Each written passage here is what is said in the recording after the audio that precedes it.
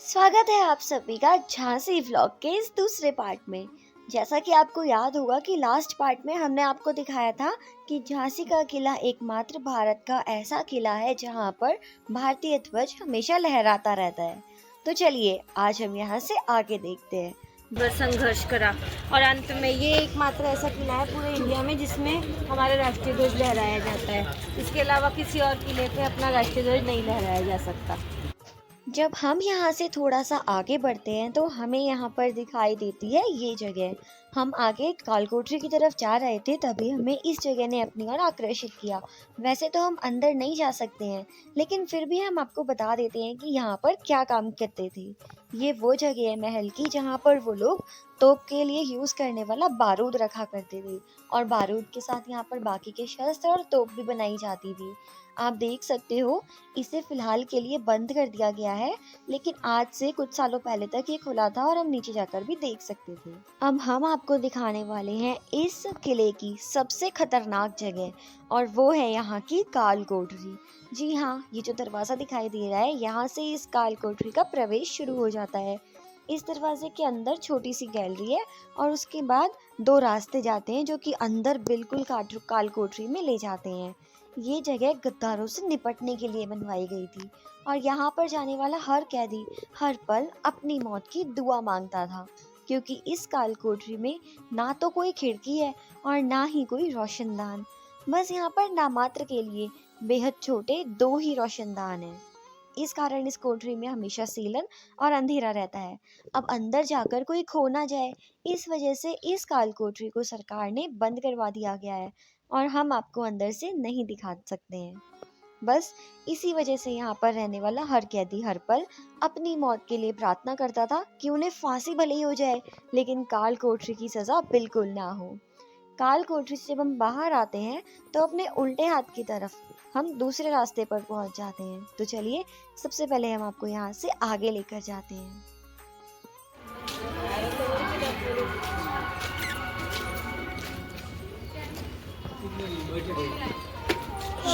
यहाँ से सैनिक नजर रखेंगे नीचे क्या चल रहा है और फटाफट थक जाएंगे तो यहाँ पर आकर रेस्ट कर लेंगे। अंदाजा काफी बड़ा है। यहाँ पर जितने भी हमने कमरे देखे हैं ना साइडों में, इन सब का यही काम है।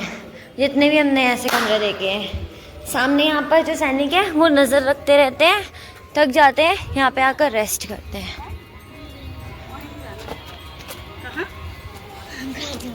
ये जो यहाँ पर बड़ा सा मैदान दिखाई दे रहा है, यहाँ पर शाम को कोई शो होने वाला है, इस वजह से कुर्सियाँ लगी हुई है और इसी गार्डन के साइड में फांसी घर है, वो भी हम आपको थोड़ी देर में दिखाएंगे।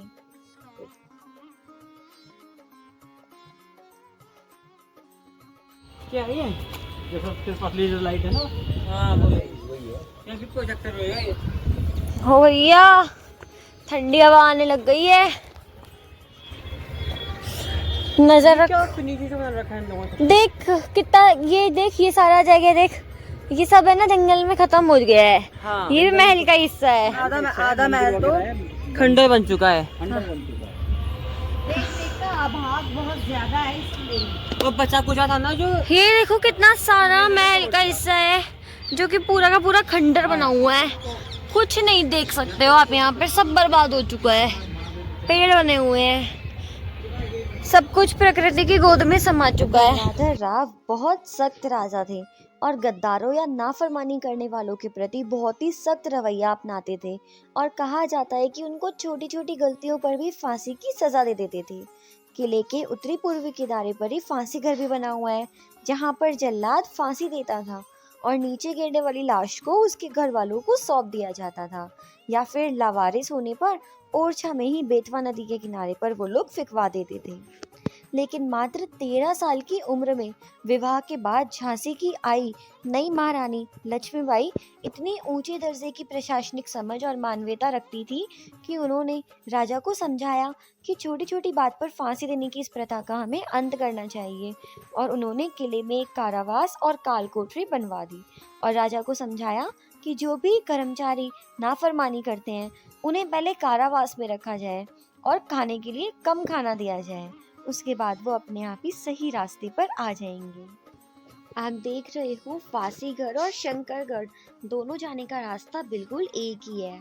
और ये है झांसी के किले का फांसीगढ़, जहाँ पर कैदियों को फांसी दी जाती थी और उसके बाद उनका शव ऊपर से नीचे गिर जाता था और उनके शवों को उनके घर वालों तक पहुंचा दिया जाता था। अगर लावारिस कोई लाश है तो उसे बेतवा नदी के किनारे फेंक दिया जाता था। अब यहाँ पर दो कहानियां काफी प्रचलित है। एक कहानी में लोग ऐसा कहते हैं कि एक बार जब नई नई शादी हुई थी रानी लक्ष्मीबाई की, तब वो शंकरगढ़ में शंकर भगवान की पूजा करने के लिए आ रही थी। तो सुबह सुबह उन्होंने देखा कि यहाँ पर किसी कैदी को फांसी हुई है और वो जोर से नीचे गिरा है। उसकी ये हालत देखने के बाद रानी लक्ष्मीबाई को बहुत आघात पहुंचा था और वो एकदम से बेहोश हो गई थी। और उसके बाद जब उन्हें होश आया तो उन्होंने राव गंगाधर तिलक यानी कि महाराज से प्रार्थना की, विनती की कि हमारे किले में आज के बाद किसी को भी फांसी नहीं दी जाएगी। और उसके बाद से यहाँ पर एक काल कोठरी और बाकी अलग अलग प्रकार के कारावास का निर्माण करवाया गया, ताकि हर छोटी छोटी बात पर लोगों को फांसी ना लगे। काफी सारे लोग ये मानते हैं कि वो झांसी की रानी लक्ष्मीबाई, जो कि शादी से पहले छोटी सी उम्र में अंग्रेजी सेना के साथ अकेले लड़ने के लिए निकल जाया करती थी, क्या वो किसी को फांसी लगता हुआ देखकर इतनी आसानी से डरकर बेहोश हो सकती है? तो अब आपके क्या विचार है इसके ऊपर, वो आप हमें कमेंट में साझा कर सकते हैं। अब हम आ रहे हैं यहाँ पर शंकरगढ़ में, जो कि यहाँ का प्राचीन शिव मंदिर है, जहाँ पर रानी लक्ष्मीबाई दिन प्रतिदिन नियमित रूप से पूजा अर्चना करने के लिए आया करती थी। चलिए अब हम आपको अंदर से दिखाते हैं। ऐसा अनूठा शिव मंदिर आपने आज से पहले तो कभी नहीं देखा होगा। देखिए, ये इस तरह का शिव मंदिर है जो कि मराठा और बुंदेल शैली से मिलता जुलता शिव मंदिर है। ये वही शिव मंदिर है जहाँ पर रानी लक्ष्मीबाई स्वयं पूजा अर्चना करने के लिए नियमित रूप से आया करती थी। एक बार अपने दिमाग में ये बात लेकर आइए कि हम उसी शिव मंदिर में आए हैं जहाँ पर कभी झांसी की रानी आया करती होंगी। तो ये अपने आप में कितनी गर्व की बात है। आप देख सकते हो मंदिर कुछ इस प्रकार का है। ये मंदिर वैसे तो श्रावण मास में और शिवरात्रि के दौरान हमेशा खुला रहता है, लेकिन इस समय इस मंदिर को बंद रखा गया है। आप देख सकते हो यहाँ पर हनुमान जी की भी मूर्ति है। इसके अलावा इस मंदिर में एक और जो सबसे खास बात है वो ये है कि इस मंदिर में रानी लक्ष्मीबाई की असली फोटो भी रखी हुई है। उनका फोटो फ्रेम रखा हुआ है जो कि उसी जमाने में कैमरे से खींची गई थी और उनका यही वाला फोटो ब्रिटेन के म्यूजियम में भी लगा हुआ है। अब आप ढूंढिए जरा यहाँ पर कहाँ है लक्ष्मीबाई का फोटो।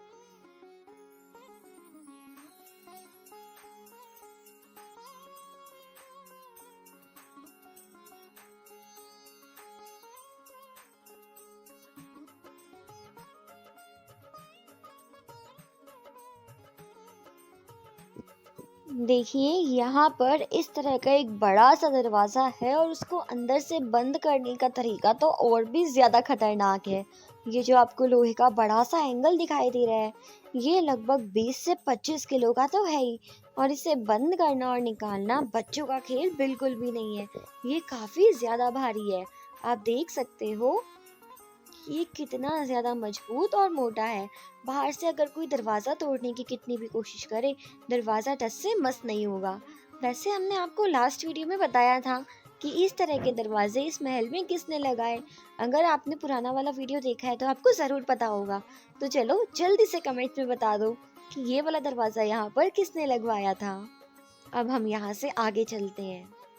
अब हम महल के उत्तरी पूर्वी किनारे से वापस महल के केंद्र में आ रहे हैं और इस तरफ हमने देखा था फांसीगढ़, शंकरगढ़ और कालकोठरी। जैसा कि आपको याद होगा, इस तरफ वापस आते वक्त हमारे सीधे हाथ की तरफ कालकोठरी जाने का रास्ता है।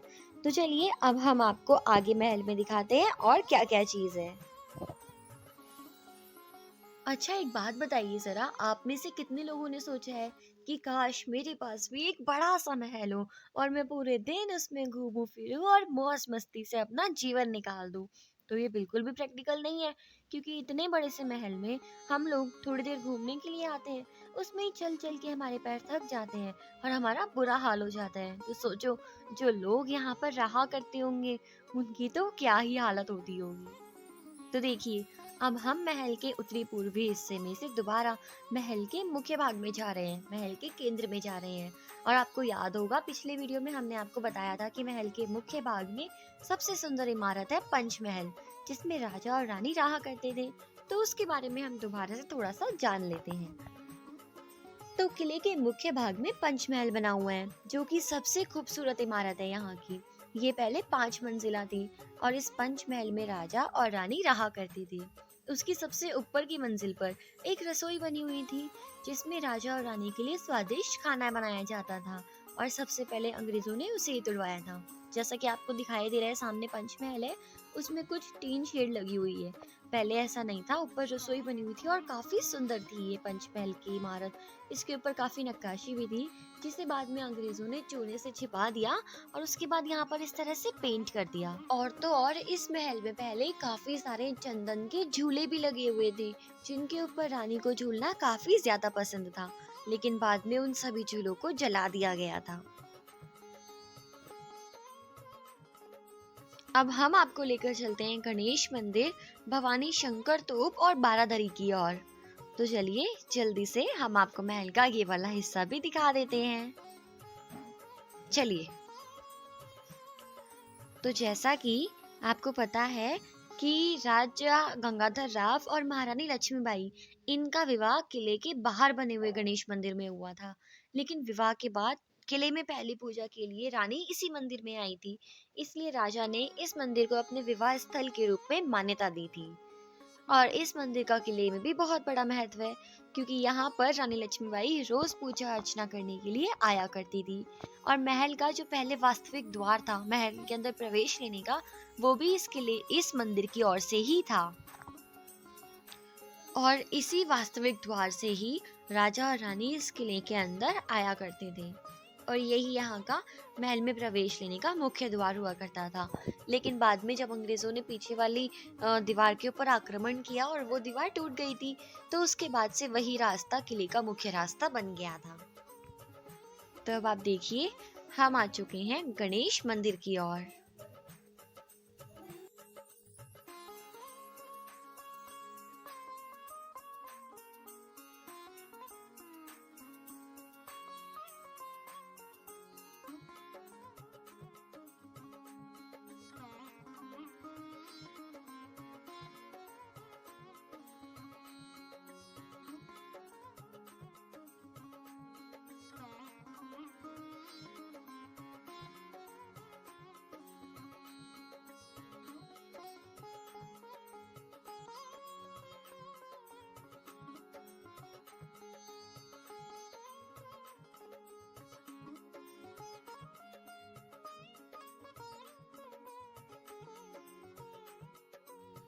अब हम गणेश मंदिर की ओर से थोड़ा ऊपर की ओर आ गए हैं और इस तरफ रखी हुई है मोतीबाई जी की भवानी शंकर तोप, जिसे मोतीबाई जी महिला तोपची चलाया करती थी। और यहाँ पर ही पास में बारादरी भी है।